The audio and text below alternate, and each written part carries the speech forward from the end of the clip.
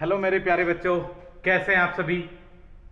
मैं अजय राणा एक बार फिर से आप सभी का स्वागत करता हूं। मेरे प्यारे बच्चों, जैसा कि आपको पता है कि हमने सेकंड पड़ाव यानी कि सेकंड चैप्टर आपकी बुक का अभी रिसेंटली फिनिश किया था लास्ट क्लास में। सो डियर स्टूडेंट्स, आज बढ़ते हैं आपके नेक्स्ट चैप्टर की तरफ, रेशनल नंबर्स की तरफ। सो अगला पड़ाव हमारा होगा रेशनल नंबर्स, योर चैप्टर 3। सो क्या आप तैयार हैं इस यात्रा पर आगे बढ़ने के लिए? Are you ready? Yes. So मेरे बच्चों, बढ़ते हैं आगे रेशनल नंबर्स की तरफ, चैप्टर नंबर 3। सो चलिए बढ़ते हैं। सबसे पहले आप लोगों ने डिस्कस हमने किया था या आपने किया था, दैट वाज नेचुरल नंबर्स। सबसे पहले जो एक हमारा एक छोटा सा बच्चा होता है, सबसे पहले क्या पढ़ना शुरू करता है? हम भी उसे सिखाते हैं 1 फिर 2 3 4, यही सिखाते हैं ना। यस, बिकॉज ये वो नंबर्स हैं जो हमें सबसे पहले नेचर से मिले थे। कहां से मिले? नेचर से मिले। नेचर से हमें हमेशा जो भी चीज मिलती है दैट इज कंप्लीट हमें मिलती है। सो वो नंबर्स जो हमें नेचर से मिलते हैं या कह लीजिए naturally occurring numbers are known as natural numbers. Those numbers are 1 2 3 4 5 6 7 8 9 10 11 12, कहीं तक भी बढ़ते चले जाइए, 10 लाख, 1 करोड़, 10 करोड़, कहीं तक भी आप चले जाएंगे, you will get natural numbers। ठीक है ना। अब इसके बाद बात करते हैं whole numbers की। whole numbers क्या है भाई? whole numbers are those numbers जिसके अंदर all the natural numbers are including, जहां पर सभी नेचुरल नंबर्स इंक्लूडेड हो और उसके साथ साथ क्या हो, आपके पास जीरो भी हो। क्या हो आपके पास में? Zero, including all the natural numbers are known as whole numbers. अब इसके बाद क्या हुआ भाई? अब इसके बाद क्या हुआ? जरूरत फिर आगे बढ़ी। किस चीज की? फिर मानव सभ्यता आगे बढ़ती गई, फिर जरूरत पड़ी, लेन देन की भी जरूरत होने लगी। अब कई बार जरूरत ये पड़ी कि अगर हम राइट को जा रहे हैं तो अगर हम प्लस ले रहे हैं तो लेफ्ट में को फिर अगर हम चले तो क्या लें उस डिस्टेंस को? हमें उस डिस्टेंस को फिर लेना पड़ेगा माइनस। हम बैंक में पैसे जमा कर रहे हैं तो हम उसे प्लस कर रहे हैं, और अगर हम बैंक से पैसे निकालते हैं तो क्या हो गया? वो हमारे अकाउंट में नेगेटिव हो गया ना, माइनस हो गया ना। सो आई वी नीड इंटीजर्स, इसलिए हमें फिर मिले इंटीजर्स। तो इंटीजर्स क्या होंगे? all the whole numbers including negatives of natural numbers, सभी whole numbers जिसके अंदर इंटीजर्स का नेगेटिव भी हो। आई बात समझ में? सो इंटीजर्स क्या हो गए? all the whole numbers including negatives of natural numbers। इसके बाद फिर जरूरत महसूस हुई किसकी? फ्रैक्शंस की। फ्रैक्शंस मतलब पार्ट ऑफ ए होल।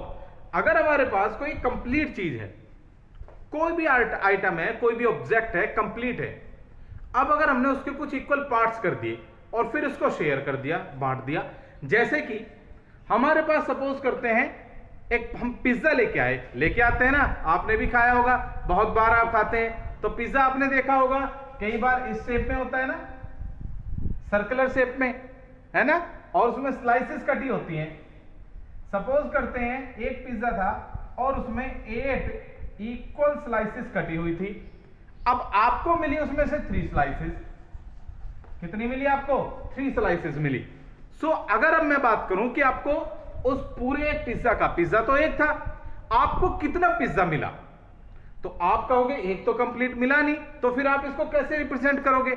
आप कहोगे कि मुझे मिला है 3 पार्ट्स आउट ऑफ 8, कि हमने उस कंप्लीट पिज्जा के 8 इक्वल पार्ट्स करे और उसमें से आपको कितना मिला? आपको मिले 3 पार्ट्स। क्लियर हो गया ना?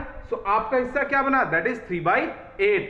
सो this is called a fraction. Fraction means part of a whole.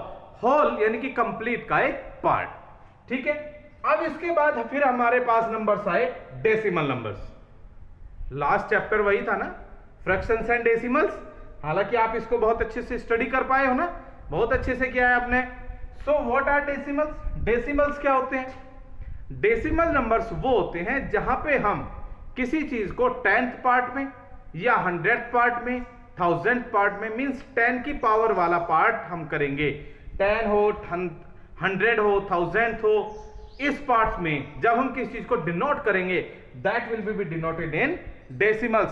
सो 22.5 इसका मतलब ये है 25/10। 3.92 दैट इज 392/100 मींस हम 100th पार्ट जब लेंगे तो हमारे पास ये इस टाइप का नंबर आएगा। 10th पार्ट जब लेंगे तो नंबर आएगा ऐसा, जैसे कि 2.5। So these numbers are decimal numbers, these numbers are decimal numbers. Clear students? यहां तक तो आप सभी को खूब अच्छे तरीके से पता है। अब बढ़ते हैं अपने नेक्स्ट टॉपिक की तरफ और आज की क्लास के मेन टॉपिक की तरफ, दैट इज कौन सा टॉपिक है बेटे, बताइए जल्दी। That is rational numbers. Yes, that is rational numbers. So what are rational numbers? अगर मैं बात करूं, जितने भी नेचुरल नंबर्स हैं, होल नंबर्स हैं, इंटीजर्स हैं, डेसिमल्स हैं, फ्रैक्शंस हैं, अगर इन सभी को एक साथ मिला दिया जाए तो ये सभी बनाते हैं रेशनल नंबर्स और कुछ नंबर्स इनके भी अलावा होंगे। So what is rational number? सबसे पहले हम डेफिनेशन की बात करें। सो डेफिनेशन होगी, बहुत ध्यान से देखना है, सामने देखिए, बहुत ही ध्यान से, बोर्ड पे ध्यान होना चाहिए बाप का, सिर्फ और सिर्फ कान मेरी बात पे और आंखें सीधी बोर्ड पे, ठीक है ना। क्या है रेशनल नंबर्स? क्यों मैं इतना जोर इस पे दे रहा हूं? मेरे बच्चों, 9th क्लास में, 8th क्लास में, 9th क्लास में, 10th क्लास में, सभी क्लासेस में आपको रेशनल नंबर्स मिलेंगे, सभी क्लासेस में मिलेंगे। क्यों ना हम इसको आज ही पढ़ लें बहुत अच्छे से, है ना, फिर हमें आगे पढ़ने में बहुत ही मजा आएगा। आज भी मजा आएगा अगर आप इसको ध्यान से पढ़ेंगे। मैथ्स है, मैथ्स को मैजिक करो इसके साथ, मैथ्स है, खेलो इसके साथ। आज खेल रहे हैं हम इसके साथ, अगर खेलोगे तो मजा भी आएगा, ठीक है ना। चलिए चलते हैं आगे। रेशनल नंबर्स क्या होते हैं? Rational numbers, the numbers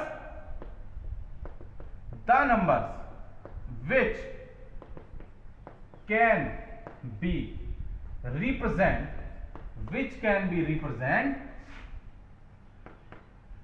in the form of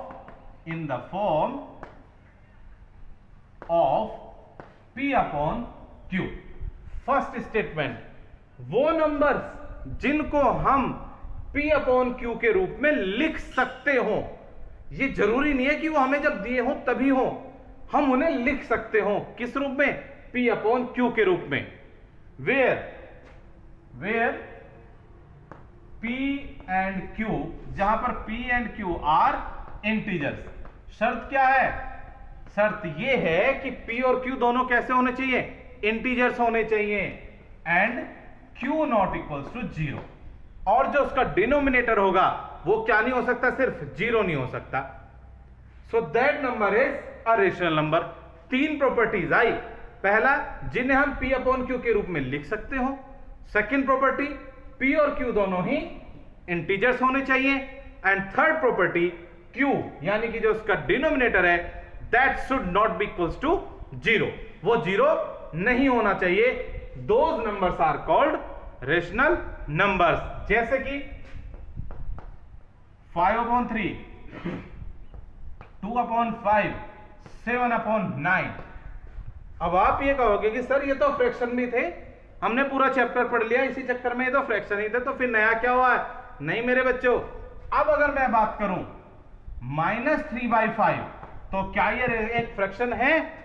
नहीं है, क्योंकि फ्रैक्शन क्या था? Fraction is a part of a whole. किसी एक चीज का या एक से ज्यादा चीज का एक पार्ट है, एक हिस्सा है। लेकिन अगर अब बात करें हम माइनस में, तो नेगेटिव का मतलब है कि जब नेगेटिव ही आ गए तो इसका मतलब कोई चीज है ही नहीं। सो नेगेटिव में जो आएगा, अगर ये आ गया -3/5, that is a rational number but not a fraction. अगर मैं बात करूं 8/-9, सो that is a rational number.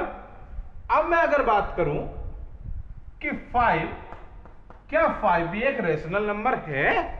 आप कहोगे सर ये तो P/Q के रूप में है ही नहीं, और आप तब से कह रहे हो भाई P/Q के रूप में होने चाहिए। ये तो है लेकिन ये तो नहीं है, तो ये एक रेशनल नंबर नहीं होगा। नो माय डियर, दोबारा से पढ़िएगा। The numbers which can be represent, जिन्हें हम दोबारा से रिप्रेजेंट कर सकते हो, किस रूप में? P अपॉन Q के रूप में, that is called a rational number. So हम 5 को क्या लिख सकते हैं? 5 अपॉन 1 लिख सकते हैं ना। So 5 is equal to 5 upon 1, so 5 is a rational number. अगर हमारे पास आ गया -7, so we can write it as -7 upon 1, so this is also a rational number. अगर हम बात करें 0, तो 0 को हम क्या लिख सकते हैं? 0 upon 1, so this is a rational number. All these are rational numbers. So अब अगर मैं बात करता हूं 5 अपॉन 0, क्या 5 अपॉन 0 एक रेशनल नंबर होगा? ये P अपॉन Q के रूप में है। P और Q दोनों ही इंटीजर्स है, 5 भी एक इंटीजर है, 0 भी एक इंटीजर है। सो क्या ये एक रेशनल नंबर होगा? नो। वाई? थर्ड प्रॉपर्टी क्या कहती है इसकी? Q नॉट इक्वल्स टू 0, और यहां पर Q क्या आ गया?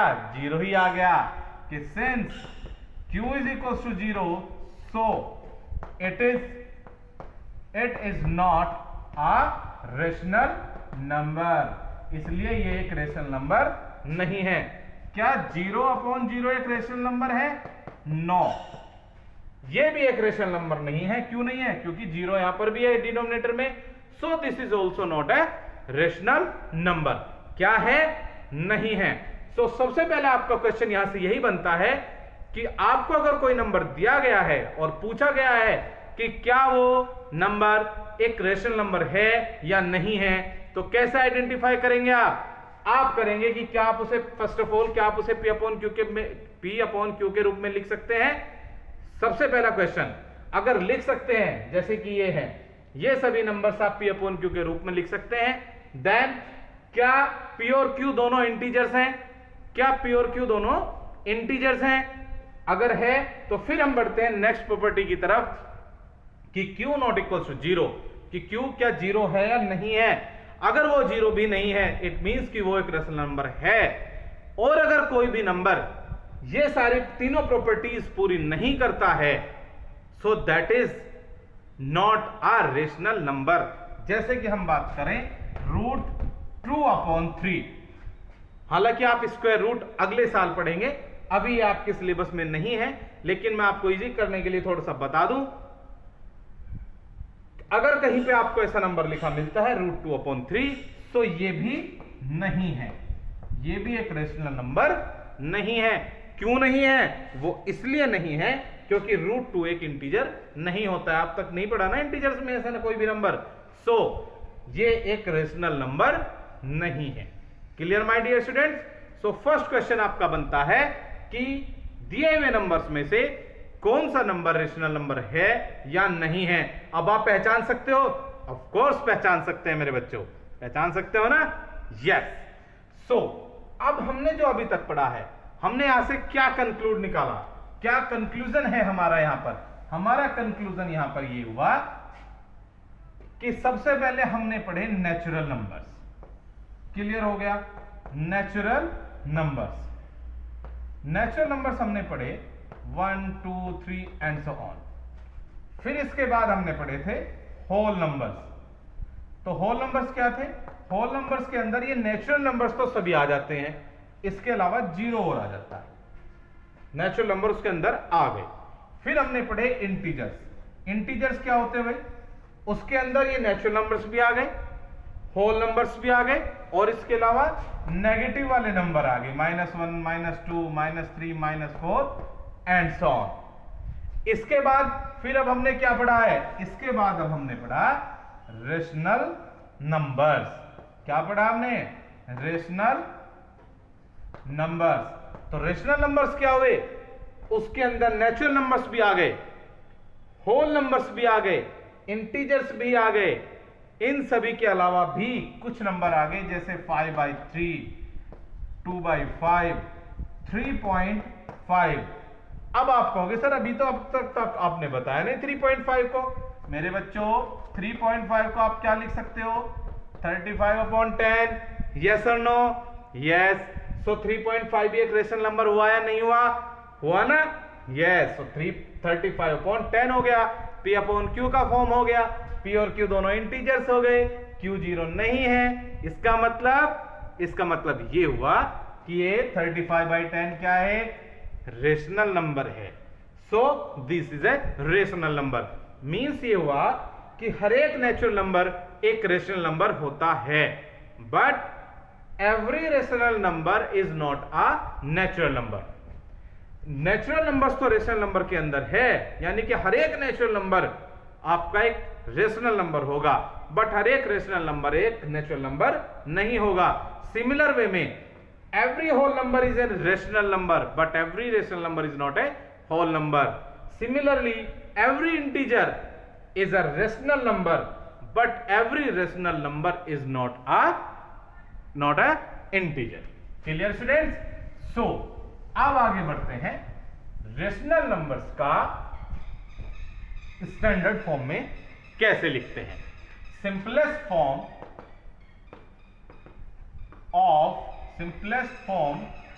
of a rational numbers क्या है? सिंपलेस्ट फॉर्म में हम किसी रेशनल नंबर को कैसे लिख सकते हैं? माय डियर, आप फ्रैक्शन में इसको बहुत ही अच्छे से कर चुके हो। फिर से वही बात आती है कि तो सर जब आप वही कह रहे हो कि भाई फ्रैक्शन में कर चुके हो तो लगभग वैसा ही है, तो फिर से वही बात आ गई कि भाई डिफरेंस क्या है। सो मेरे बच्चों, फ्रैक्शन में हमेशा याद रखिए, फ्रैक्शन में और रेशनल नंबर में जो डिफरेंस है वो डिफरेंस है कि फ्रैक्शन हमेशा ही पॉजिटिव होती है। कैसी होती है? Fractions are always positive. और जो रेशनल नंबर्स हैं ये पॉजिटिव भी हो सकते हैं और नेगेटिव भी हो सकते हैं। कैसे हो सकते हैं? पॉजिटिव भी हो सकते हैं और नेगेटिव भी हो सकते हैं। क्लियर हो गई? नेगेटिव कौन से हो सकते हैं और भाई पॉजिटिव कौन से? पॉजिटिव का क्या मतलब है? पॉजिटिव का मतलब है कि जब न्यूमरेटर और डिनोमिनेटर के सेम साइन हो। पॉजिटिव होते हैं जैसे कि 3/5, 8/9, 7/11, ये सभी कैसे है? पॉजिटिव। क्या -3/-5 एक नेगेटिव नंबर है या पॉजिटिव नंबर है? डियर स्टूडेंट्स, यहां पर हम माइनस से माइनस कैंसिल कर सकते हैं, so it will be 3/5। Means positive number वो है, पॉजिटिव रेशनल नंबर्स वो नंबर्स हैं जहां पर न्यूमरेटर एंड डिनोमिनेटर यानी कि Q both have same sign. Both have same sign. दोनों का सेम साइन होना चाहिए, या तो दोनों पॉजिटिव हो या दोनों के दोनों नेगेटिव हो। That will B A positive rational number. And negative rational number when P and Q when P and Q have different sign। जब दोनों के ही अलग अलग साइन होंगे, यानी कि एक पॉजिटिव और एक नेगेटिव, जैसे 2/-3 या -3/5। 2/-3 ये भी नेगेटिव होगा एक इंटीजर, ये पॉजिटिव हो गया, दोनों के अलग अलग साइन हो गए। इसका मतलब ये क्या हो गया? ये हो गया एक नेगेटिव रेशनल नंबर। यहां पर -3/+5 है, यहां पे भी दोनों के डिफरेंट हो गए, so that is also a negative rational number. So एक रेशनल नंबर 2 टाइप्स का हो सकता है। कौन कौन सा? पॉजिटिव भी हो सकता है और नेगेटिव भी, जबकि एक फ्रैक्शन हमेशा ही पॉजिटिव होती है। कैसी होती है? पॉजिटिव। सो यहां से हमें ये हमें यहां से मिला कि हर एक फ्रैक्शन तो एक रेशनल नंबर है, हर एक फ्रैक्शन तो एक रेशनल नंबर है, बट हर एक रेशनल नंबर एक फ्रैक्शन नहीं है। जो पॉजिटिव रेशनल नंबर है उन्हें तो आप फ्रैक्शन कह सकते हो, बट नेगेटिव रेशनल नंबर को आप फ्रैक्शन नहीं कह सकते हो। Clear my dear students? चलिए बढ़ते हैं आगे। सो बात आई कि सिंपलेस्ट फॉर्म में कैसे लिखें। तो जैसा कि मैंने बताया, जो काम आपने फ्रैक्शन में किया था सेम काम आपको यहां पर भी करना है। जैसे कि आपके पास आ गया 10/25, तो हम क्या करते थे इसमें फ्रैक्शन में? बताइए। सबसे पहले हम इन दोनों को किसी एक ऐसे नंबर से डिवाइड करेंगे जो नंबर इन दोनों को पूरा पूरा काट सकता है। तो यहां पे हमारे पास क्या आ गया, दैट इज 5। यहां पर भी क्या आएगा, 5 ही आएगा। सो डिवाइड करते हैं, 5 2 10, 5 5 25। सो दो नंबर्स कौन कौन से आ गए हमारे पास, एक ही तो आया है, दैट इज 2/5। सो 10/25 को हम स्टैंडर्ड फॉर्म में क्या लिख सकते हैं, दैट इज 2/5 लिख सकते हैं ना, यस। अब बढ़ते हैं आगे। अगर मान लिया हमारे पास आ गया 27/36, क्या करें, अगर हमें इसका डायरेक्टली हमें highest common factor means HCF मिल जाए, जो कि इन दोनों में क्या है, 9 है। 9 3 27, 9 4 36। अगर हमें एकदम से भी ना मिले तो क्या कर सकते हैं हम, पहले इसको 3 से डिवाइड कर लो और इसको भी 3 से डिवाइड कर लो। 3 9 27, 3 से 36 को डिवाइड करेंगे, क्या आ जाएगा, दैट इज 12।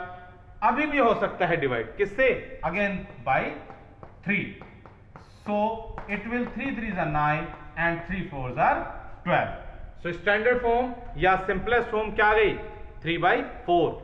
अब मान लिया हमारे पास में एक आ गया -16/24। सो भाई इसमें क्या करें, इसको क्या करें, -16/24। क्या ये भी उसी तरीके से हो सकता है, फ्रैक्शन में तो हमने कोई नेगेटिव देखा नहीं है, नॉट एन इश्यू, कोई प्रॉब्लम नहीं है, प्रोसेस सेम होगा, that is -16 divided by 8 and 24 divided by 8।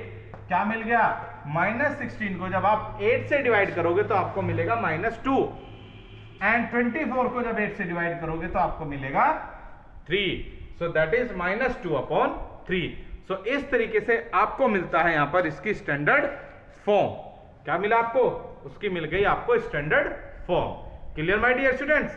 सो बढ़ते हैं आगे, सिंपलेस्ट फॉर्म में लिखना। सिंपलेस्ट फॉर्म के बाद अब हम बात करते हैं इक्विवेलेंट फ्रैक्शंस की। क्या बात करें, equivalent fraction, equivalent rational numbers. Equivalent rational numbers क्या होंगे भाई, इक्विवेलेंट का मतलब क्या है, इक्विवेलेंट का मतलब होगा इक्वल रेशनल नंबर्स। वो रेशनल नंबर्स जो आपस में कैसे होते हैं, इक्वल होते हैं। देखने में वो हो सकता है अलग लगेंगे, लेकिन होंगे कैसे, इक्वल होंगे। जैसे कि अभी अभी हमने क्या किया था, अभी हमने लिखा था 27/36 को हमने क्या लिख दिया था, 9 3 27, 9 4 36, यही लिखा था ना। तो इसका मतलब क्या हुआ, हमने बीच में इक्वल टू भी लगा रखा है, डिवाइड भी कर दिया था। तो अगर हमने एक ही नंबर को सेम नंबर से हमने डिवाइड किया, न्यूमरेटर और डिनोमिनेटर को, तो जो हमें नंबर मिला, क्या मिला, ये 3/4, और ये क्या होगा, इसके इक्वल ही होगा। So my dear students, if we multiply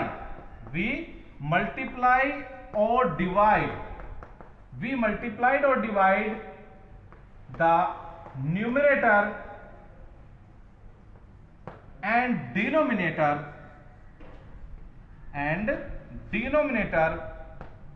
by a number, कि if we multiplied and divide the numerator and denominator of a rational number by a number, we get a rational number equal to the given number। हमें क्या मिलेगा, जो हमें number given है उसी के equal number, यानी कि उसी के इक्विवेलेंट नंबर हमें मिलेगा।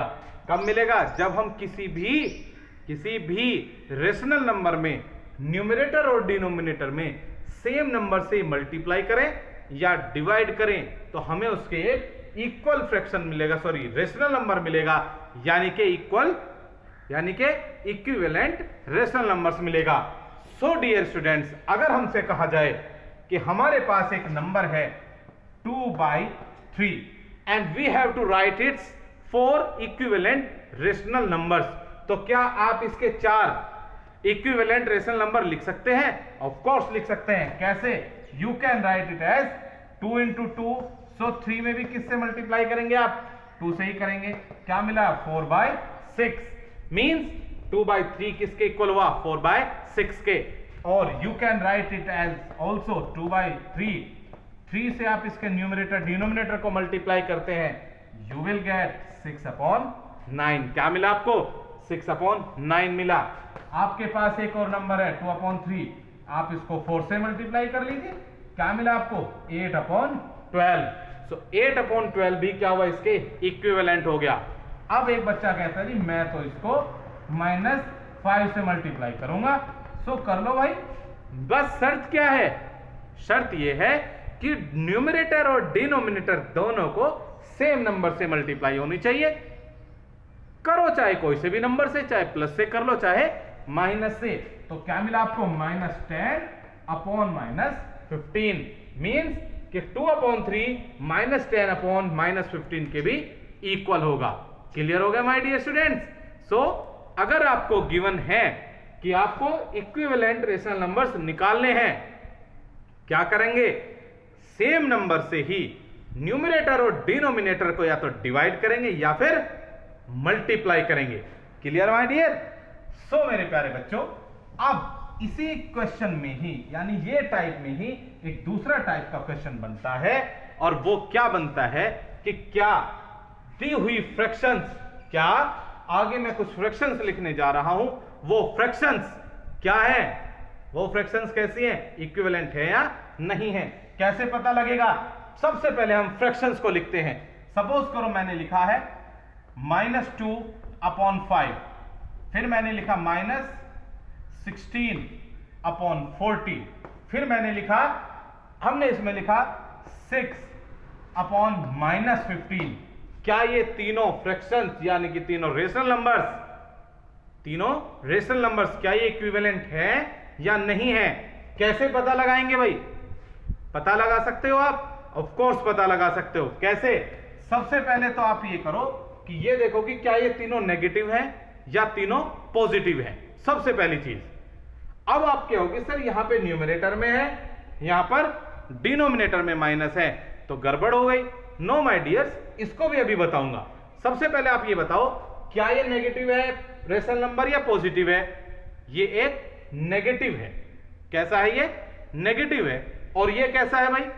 ये भी नेगेटिव है, क्योंकि न्यूमरेटर और डिनोमिनेटर दोनों के साइन कैसे हैं? डिफरेंट है ना? सो जब दोनों के साइन डिफरेंट हो जाएंगे तो आपको क्या मिलेंगे? एक नेगेटिव मिलेगा। तो सबसे पहली चीज तो ये नेगेटिव हो गए। चलिए अब हम बात करते हैं ये इक्वल कैसे है। -2/5 है, छोड़ दीजिए। क्या -16/40 इन दोनों का कोई एचसीएफ है आपके पास? है। क्या है? That is 8। दोनों को क्या करो आप? 8 से डिवाइड कर दो। कर दीजिए। 8 2 16, 8 5 40। आ गया क्या? मिल गया 2/5 -2/5। पहला क्या है? That is also -2/5। अब हम बात करते हैं 6/-15। अब मैं ये कहता हूं अगर मैं इसको -3 से डिवाइड करूं, इसको भी -3 से डिवाइड करूं, क्या मिला मुझे? 3 2 6, लेकिन माइनस में मिलेगा, एंड 3 5 15, लेकिन प्लस में, क्योंकि divisor and dividend both are negative. जब डिवाइड जिसको करना है और जिससे करना है दोनों सेम साइन हो तो क्या आएगा आपके पास? एक पॉजिटिव नंबर आएगा। So that is also -2/5। So dear students, पहला मेथड यही है कि अगर हमें गिवन रेशनल नंबर्स को यह पहचानना है कि वो इक्विवेलेंट है या नहीं है, तो क्या करेंगे? तीनों 3 या 4 या जितने भी आपको नंबर्स गिवन है उनको उनकी स्टैंडर्ड फॉर्म में लिख लो, और स्टैंडर्ड फॉर्म में लिखने के बाद देखिए क्या वो सभी बराबर से या नहीं है। Clear my dear students? So बढ़े आगे। यस, बढ़ते हैं आगे। अब बढ़ते हैं आगे। क्या बढ़ते हैं? एक और एग्जांपल ले लेते हैं आज।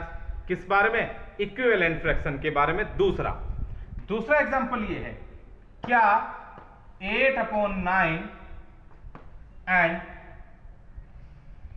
56/16 63 माइनस 56 अपॉन माइनस 63 ये इक्विवेलेंट है या नहीं है। पहला मेथड तो यही था क्या, स्टैंडर्ड फॉर्म में लिखने का, वो तो आप इसमें कर सकते हो, कर सकते हैं ना, डिवाइड कर सकते हैं। लेकिन दूसरी बात ये आएगी, आप देखते कहेंगे जी कहां इक्वल होगा, ये पॉजिटिव है ये नेगेटिव है। नो माय डियर, ये नेगेटिव नहीं है।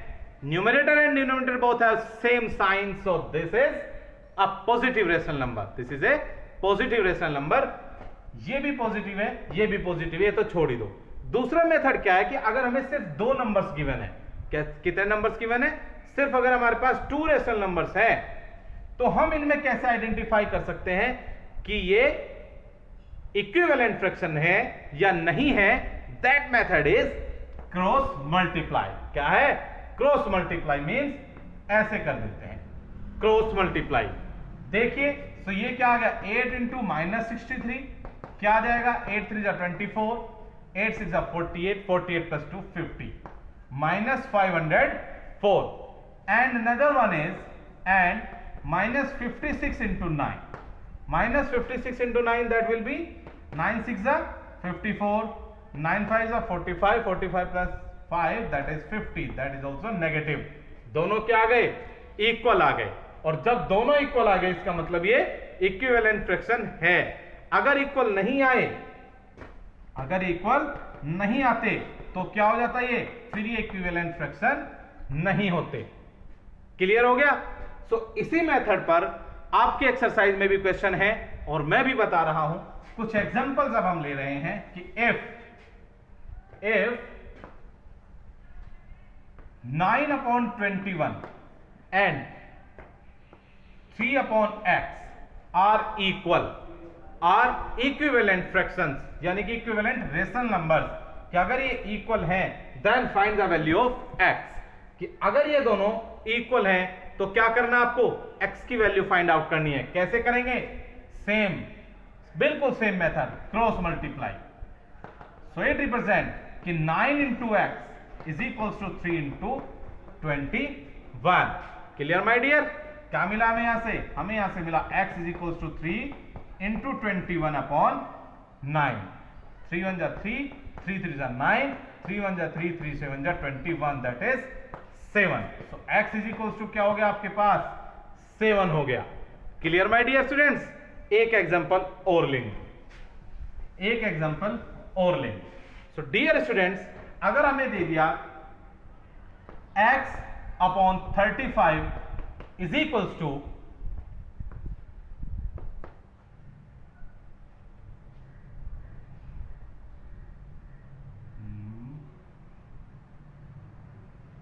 that is x upon 35 that is equals to 7 and 20 upon 7, then what is the value of x। अब यहां पर x की वैल्यू क्या होगी। क्लियर हो गया माय डियर। क्या करेंगे, simple cross multiply, that will be 7 into x is equals to 20 into 35। so x will be 20 multiplied by 35 divided by 7। Clear हो गया। क्या मिला, 7 1 जा 7, 7 5 जा 35 and 20 into 5 is that is 100। so क्या आ गया यहाँ पर x की value, that is 100। Clear my dear students. सो अब आपको क्या करना है, आपके एक्सरसाइज है आपके पास। फर्स्ट एक्सरसाइज में जो भी क्वेश्चंस इनसे रिलेटेड है those you have to do. और आज हम अपना टॉपिक यहीं पर फिनिश करते हैं। नेक्स्ट टॉपिक नेक्स्ट क्लास में मिलेंगे, फिर से मिलेंगे मेरे बच्चों। तब तक आपको क्या करना है, प्रैक्टिस करनी है, एक्सरसाइज कंप्लीट करनी है। कोई भी डाउट आता है बेशक बेझिझक मुझसे पूछना है, व्हाट्सएप पर पूछिए। और किसी भी क्वेश्चन को एक एक बार नहीं, 2 बार नहीं, 3 बार ट्राई कीजिए। जब तक ना हो जाए तब तक उसका पीछा ही नहीं छोड़ना है ना मेरे बच्चों। सब मिलते हैं नेक्स्ट क्लास में। Till then bye bye.